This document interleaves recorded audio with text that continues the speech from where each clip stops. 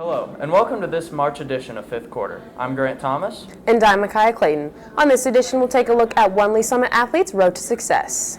We will also take a look at how one student turned a negative into a positive. Stay tuned for all this and more on this edition of Fifth Quarter.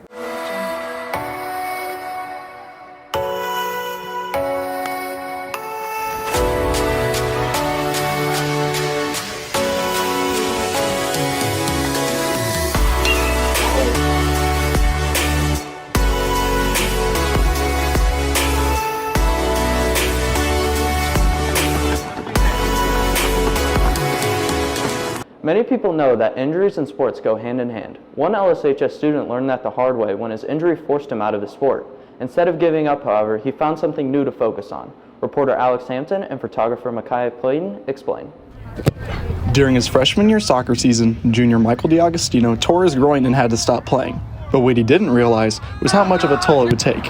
I think the hardest part was definitely the feedback from other people because everybody was either surprised, disappointed, and it really did have a big toll on my mental state. Just injuries after injuries, I just realized that maybe I need to take a break or just quit. Michael started playing soccer when he was 4, all the way through sophomore year in high school. It was basically a lot of his identity. We're talking, 2 practices a week, weekend soccer, and that's who his friends were. With Michael's future in soccer looking uncertain, he found another passion elsewhere. I found weightlifting, and originally it was more for sports, but then I just started to see changes, and I liked the progress that was being made, and so I just stuck with it, did a bunch of research, and then just ended up falling in love with it. He had injury in soccer and intensive physical therapy, a boost, and really got into fitness, nutrition, joined the gym, and weightlifting was another passion for him. I kind of took a little bit of that place at soccer. His newfound love of weightlifting wasn't the only hobby he clicked with.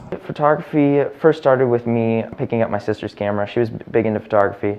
Soccer wasn't there at the time, so he started taking pictures, and eventually he got better and better. He learned how to use it. As Michael's skills improved, he got the opportunity to get back on the field in a different way. I kind of did it for just the players themselves so they could post them on their social media. And me being affiliated with the soccer program, they just let me hop on the field, no problem. I wanted him to be our personal photo taker because his pictures were really, really good. He always wanted to come out and support us, not only just take pictures, and it was a great time to have him there on the bench too. Now I've tried to piece everything together, whether it be soccer, photography, and weightlifting, and making my interests come together and work for me. Michael found a way to combine his interest. He plans to be back on the field next fall.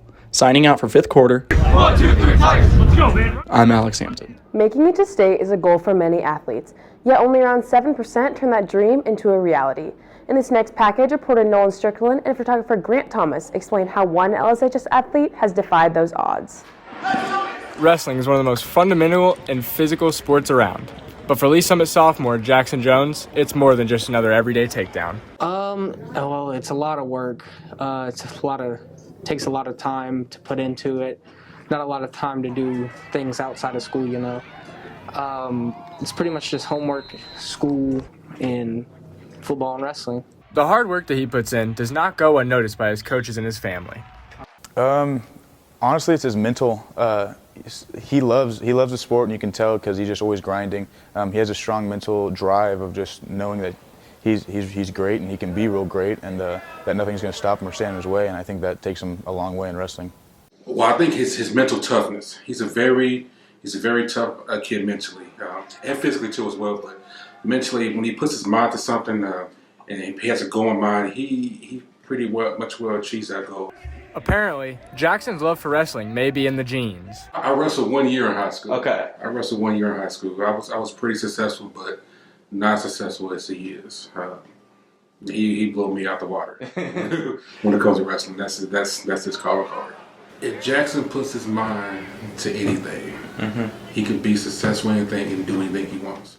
The Jones family loves wrestling, but they are also hooked on all things nature. Fishing and hunting. I like to go down to Roaring River and fly fish. It's one of the things that, calms me down. I like to go hunting. Spending time outdoors helps Jackson focus on the only thing he wants to do. He's a gamer, for sure. So a lot of people I think it kind of follows in any sport. You can be good at the skills of the sport, but when it comes down to game day, can you perform? And that's Jackson. He gets on the mat, and in practice he's good, and then on the mat he's good at the sport on the mat. That hard work has earned Jackson Jones 2 trips to state as an underclassman. And I feel if he keeps improving on the mat and off the mat, the sky's the limit for him. Signing out for fifth quarter, I'm Nolan Strickland. When you think of track, pole vaulting may not be the first event that comes to mind. Yet this high-flying sport is quickly gaining popularity.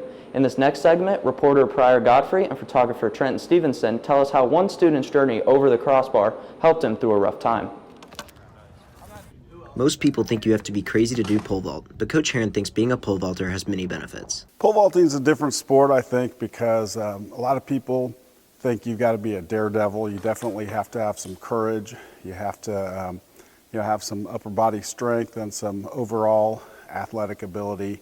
I think pole vaulting brings, like any sport, it brings out of people something that you maybe didn't know you could do, or maybe you didn't know how good you could be at something. LSHS senior Zach Rice did some soul searching after he wasn't able to make the baseball team one year. I think just one day, Quinn, he kind of recommended just doing track, and I didn't really make it on the baseball team that year, so I just wanted to try a sport. And just around the time when I really started getting into it was junior year, and I don't know, it was just kind of a really hard time. So it gave me something to look forward to, and it got me out the house. It keeps me up and about, and I think it's really just something that I can actually enjoy. To hone his pole vaulting prowess, Zach spent his free off-season time working hard. I've been almost every weekend, I've been training with me and my friend Trenton, and we've been just going every morning for about almost 2 hours. He's progressed a lot. I mean, he's obviously put in a lot more time, and he's gotten a lot more experience, but he's gotten a lot stronger, a lot faster, and that's just helped him get to the next level as well. Zach is hoping his hard work will pay off. With Zach's love for the sport, his senior season will have a big impact on his future. Right now, I really want to go to St. Louis University. My brother, he lives in St. Louis, and the college there actually has a track team. I think it'd be really nice to play there. I really just want to clear about 14, 15 feet. And, I just think it would give me better chances of getting into college, and especially getting into the college I want, and mainly getting some scholarships to play there. And I think if I don't really get those goals, it would really make my path going forward a lot more difficult. Signing out for fifth quarter, this is Pryor Godfrey. School and athletics can be hard to balance, especially when COVID has added extra stress. However, one LSHS student's perseverance through the last 2 years has paid off. Reporter Anaya Phillips and photographer Carter Merritt explain. Former Lee Summit High School student Hudson Stanfield Myers is playing a sport that is not as recognized for boys here in the KC metro area. He has faced many challenges this past year, but volleyball brought him through all of it. For me personally, it just fits my play style. So the way it takes a lot of finesse to bump and set and spike, and you have to know what you're doing, and you have to think hard about plays, and you got to think really quickly. And that kind of thinking on the spot and fast, that's mostly what I'm good at. But that does not deter him from showing off his skills wherever he plays. Well, I've watched Hudson play a good number of times. I went to a tournament he had down in Tulsa.